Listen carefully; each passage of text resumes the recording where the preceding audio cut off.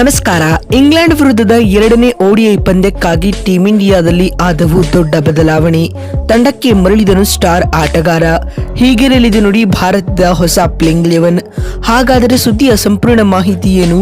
ಅಷ್ಟಕ್ಕೂ ಇಂಗ್ಲೆಂಡ್ ವಿರುದ್ಧದ ಎರಡನೇ ಏಕದಿನ ಪಂದ್ಯಕ್ಕೆ ಟೀಂ ಇಂಡಿಯಾದ ಪ್ಲೇಯಿಂಗ್ 11 ಯಾವ ರೀತಿಯಾಗಿರಲಿದೆ ಮತ್ತು ಪಂದ್ಯದ ಪಿಚ್ ರಿಪೋರ್ಟ್ ಕತೆ ಏನ್ ಹೇಳುತ್ತೆ ಹಾಗೂ ಉಭಯ ತಂಡಗಳ ಹೆಡ್ ಟು ಹೆಡ್ ರೆಕಾರ್ಡ್ಸ್ ಯಾವ ರೀತಿಯಾಗಿದೆ, ಹೀಗೆ ಇದರೆಲ್ಲದರ ಬಗ್ಗೆ ಈ ವಿಡಿಯೋದಲ್ಲಿ ಸಂಪೂರ್ಣವಾಗಿ ತಿಳಿಸ್ಕೊಡ್ತಾ ಹೋಗ್ತೀನಿ.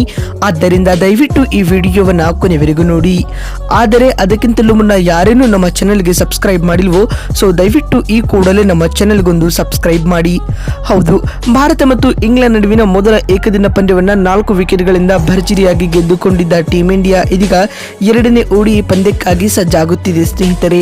ಭಾರತ ತಂಡ ಈಗಾಗಲೇ ಸರಣಿಯಲ್ಲಿ 1 ಮತ್ತು 0 ಮುನ್ನಡೆಯನ್ನ ಪಡೆದುಕೊಂಡಿದೆ.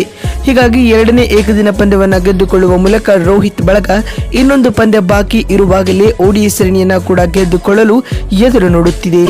ಇದಕ್ಕೂ ಮುನ್ನ ಟೀಂ ಇಂಡಿಯಾದಲ್ಲಿ ಮಹತ್ವದ ಬದಲಾವಣೆಗಳಾಗಿದ್ದು, ತಂಡಕ್ಕೆ ಸ್ಟಾರ್ ಆಟಗಾರರಾದ ವಿರಾಟ್ ಕೊಹ್ಲಿ ರೀ ಎಂಟ್ರಿ ನೀಡಿದ್ದಾರೆ. ಹೌದು, ನಾಗ್ಪುರದಲ್ಲಿ ನಡೆದ ಮೊದಲ ಏಕದಿನ ಪಂದ್ಯದಿಂದ ವಿರಾಟ್ ಕೊಹ್ಲಿ ಗಾಯದ ಕಾರಣದಿಂದಾಗಿ ಹೊರಗುಳಿದಿದ್ದರು. ಆದರೆ ಇದೀಗ ಎರಡನೇ ಏಕದಿನ ಪಂದ್ಯಕ್ಕೂ ಮುನ್ನವೇ ವಿರಾಟ್ ಕೊಹ್ಲಿ ತಂಡಕ್ಕೆ ಎಂಟ್ರಿ ನೀಡಿದ್ದಾರೆ. ಬಂಧುಗಳೇ, ಕೊಹ್ಲಿ ಎಂಟ್ರಿಯೊಂದಿಗೆ ತಂಡದಿಂದ ಯಶಸ್ವಿ ಜೈಸ್ವಾಲ್ ಹೊರಗುಳಿದಿದ್ದಾರೆ. ಇದಲ್ಲದೆ ಕುಲ್ದೀಪ್ ಯಾದವ್ ಅವರಿಗೂ ಕೂಡ ಮೊದಲ ಏಕದಿನ ಪಂದ್ಯದಲ್ಲಿ ಚಾನ್ಸ್ ನೀಡಲಾಗಿತ್ತು. ಆದರೆ ಅವರು ಕೂಡ ಎರಡನೇ ಏಕದಿನ ಪಂದ್ಯದಿಂದ ಹೊರಬೀಳಲಿದ್ದಾರೆ. ಅವರ ಬದಲಿಯಾಗಿ ತಂಡಕ್ಕೆ ವರುಣ್ ಚಕ್ರವರ್ತಿ ಆಯ್ಕೆಯಾಗಿದ್ದಾರೆ ಸ್ನೇಹಿತರೆ. ಇನ್ನು ಭಾರತ ಮತ್ತು ಇಂಗ್ಲೆಂಡ್ ನಡುವಿನ ಎರಡನೇ ಓಡಿಐ ಪಂದ್ಯವು ಇದೇ ಫೆಬ್ರವರಿ 9ರಂದು ಅಂದ್ರೆ ನಾಳೆ ನಡೆಯಲಿದೆ ಸ್ನೇಹಿತರೆ. ಇಂಡೋ ಹಾಗೂ ಇಂಗ್ಲೆಂಡ್ ನಡುವಿನ ಎರಡನೇ ಏಕದಿನ ಪಂದ್ಯವು ಕಟಕ್ನ ಬಾರಾಬತಿ ಅಂತಾರಾಷ್ಟ್ರೀಯ ಕ್ರೀಡಾಂಗಣದಲ್ಲಿ ನಡೆಯಲಿದೆ ಸ್ನೇಹಿತರೆ. ಇನ್ನು ಕಟಕ್ನ ಬಾರಾಬತಿ ಕ್ರೀಡಾಂಗಣದ ಪಿಚ್ ರಿಪೋರ್ಟ್ ಯಾವ ರೀತಿಯಾಗಿದೆ ಅಂತ ನೋಡ್ತಾ ಬರುವುದಾದ್ರೆ, ಈ ಮೈದಾನದ ಪಿಚ್ ನಲ್ಲಿ ಸ್ಪಿನ್ ಬೌಲರ್ಗಳು ಮೇಲುಗೈ ಸಾಧಿಸಲಿದ್ದಾರೆ. ಹೀಗಾಗಿ ಈ ಸ್ಪಿನ್ ಪಿಚ್ ನಲ್ಲಿ ಬ್ಯಾಟ್ಸ್ಮನ್ಗಳು ರನ್ ಗಳಿಸುವುದು ತುಂಬಾನೇ ಕಷ್ಟ. ಸ್ಪಿನ್ನರ್ಗಳ ಜೊತೆಗೆ ವೇಗದ ಬೌಲರ್ಗಳು ಸಹ ಆರಂಭದಲ್ಲಿ ವಿಕೆಟ್ ಗಳಿಂದ ಸಾಕಷ್ಟು ಸಹಾಯವನ್ನ ಪಡೆಯುತ್ತಾರೆ. ಅಂದರೆ ಕಟಕ್ನ ಈ ಮೈದಾನದಲ್ಲೇ ಬ್ಯಾಟ್ಸ್ಮನ್ಗಳು ಪ್ರತಿ ರನ್ಗೂ ಕಷ್ಟಪಡಬೇಕಾಗುತ್ತದೆ ಸ್ನೇಹಿತರೆ. ಇನ್ನು ಇಲ್ಲಿ ಟಾಸ್ ಗೆದ್ದಂತ ತಂಡದ ನಾಯಕ ಮೊದಲು ಬೌಲಿಂಗ್ ಮಾಡಲು ಎದುರು ನೋಡುತ್ತಾರೆ. ಇನ್ನು ಇಲ್ಲಿನ ಮೊದಲ ಇನ್ನಿಂಗ್ಸ್ ನ ಸರಾಸರಿ ಸ್ಕೋರ್ ಬಂದ್ಬಿಟ್ಟು 229 ಆಗಿದ್ದರೆ ಎರಡನೇ ಇನ್ನಿಂಗ್ಸ್ ನ ಸರಾಸರಿ ಸ್ಕೋರ್ ಬಂದ್ಬಿಟ್ಟು 201 ಆಗಿದೆ ಸ್ನೇಹಿತರೆ.